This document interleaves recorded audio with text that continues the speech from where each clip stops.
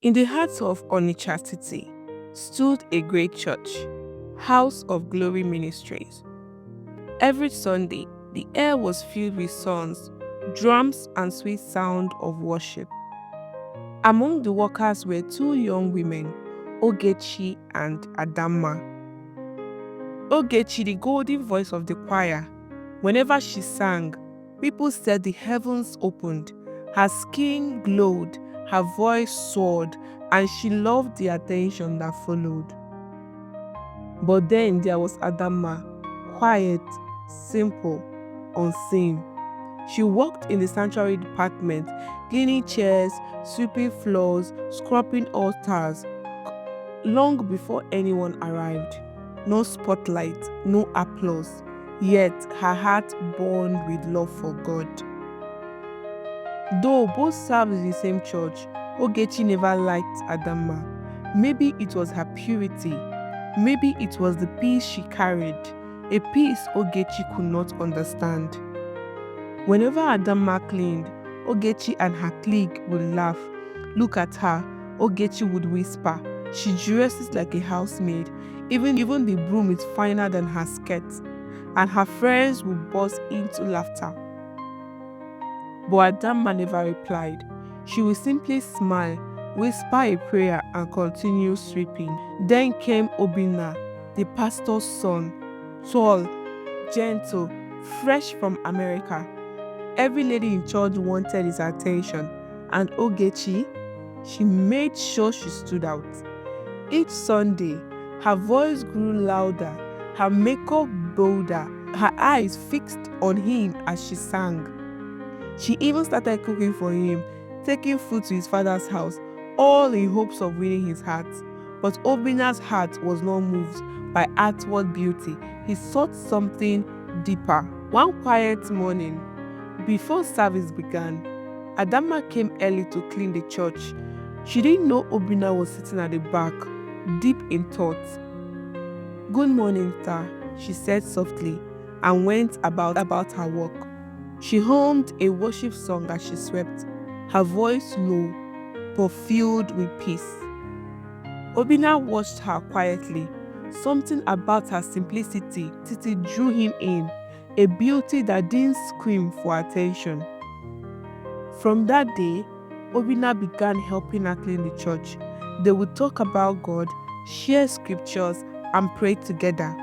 And slowly, something beautiful began to grow. But one afternoon, Ogechi's friends saw them, laughing, cleaning, and singing together. She ran to Ogechi. "Ogechi, Obinna and that Adamma girl are always together." Oh. Ogechi's heart burned with jealousy, but she smiled and said, "Later enjoy, while it lasts." That night, she planned her move. That evening, Ogechi prepared carefully. She wore her finest dress, carried a bowl of jollof rice she had cooked herself. When Obinna opened the door, she smiled sweetly. "Good evening, brother Obinna," she said, pretending to wipe her eyes. "Are you all right?" Obinna asked. "Is Adamma?" she began, her voice trembling. "She stole my bag last Sunday. I caught her, but she denied it. I didn't want to tell anyone because I didn't want to destroy her image." Obinna frowned. "That doesn't sound like Adamma." But Ogechi continued crying, twisting her story skillfully, accusing Adamma of jealousy and deceit. Obinna's heart was torn. Could this be true? As she placed the food on the table, she leaned closer and whispered, "Obinna, you deserve someone mature, someone like me."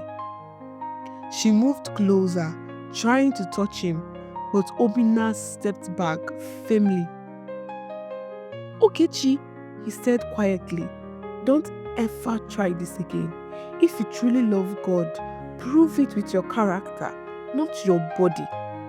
Shocked and humiliated, Ogechi grabbed her bag and left angrily, tears burning her face. Days passed. Whispers began to spread around church. People noticed Ogechi avoiding Adamma, yet throwing subtle jabs in choir rehearsals. The peace of the church was fading. One Sunday during service, the pastor's wife stood up to testify. She smiled and said, "I just want to thank God for what He revealed to me in a dream." The congregation grew silent. "In the dream," she said, "I saw two women. One stood in the bright light, the other in darkness, holding a bag that was not hers." Ogechi's hands began to shake. The pastor's wife continued, "God said the truth will come to light." Everyone looked around, confused, until that week, the church CCTV footage was reviewed. It turned out that one of the security men, during his routine check, had seen Ogechi entering Obina's compound late at night twice. The footage was reported to the pastor, who grew worried and called Obina privately. Obina, shocked that people might misunderstand, told his father everything, including how Ogechi tried to seduce him and lied about Adamma. The pastor listened quietly, then sighed. "Truly, God exposes what is hidden in darkness," he said. The following Sunday, the pastor called Ogechi, Adamma, and Obina to the altar before the whole church. "Ogechi," he said softly, "you were given a gift, your voice, but you used it to deceive, not to glorify God." Ogechi trembled, unable to speak. The pastor held up the CCTV footage and read Obina's written statement. The church gasped. Ogechi burst into tears.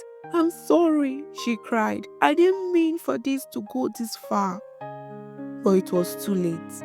The pastor suspended her from the choir and asked her to take time off to seek repentance. Adamma wept quietly that day, not out of pride but out of mercy. She forgave Ogechi and continued serving as always. Weeks later, the peace of the church returned. One bright Sunday morning, Obina walked to the altar and knelt before Adamma.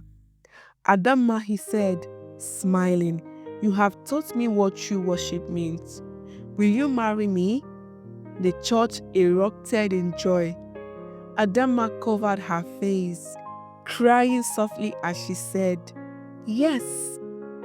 And from that day, everyone understood that God sees the heart, even when the world looks away. In Onitsha, the story of two women became a lesson for generations.